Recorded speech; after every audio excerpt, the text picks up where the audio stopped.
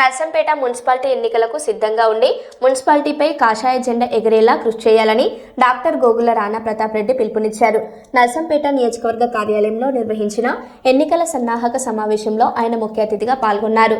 BRS Congress అవినీతి పాలనపై ప్రజలు విసుగు చెందారని, ప్రతి వార్డులో బీజేపీ అభ్యర్థులను గెలిపించేందుకు బూత్ స్థాయి నుంచి పనిచేయాలని నాయకులకు సూచించారు.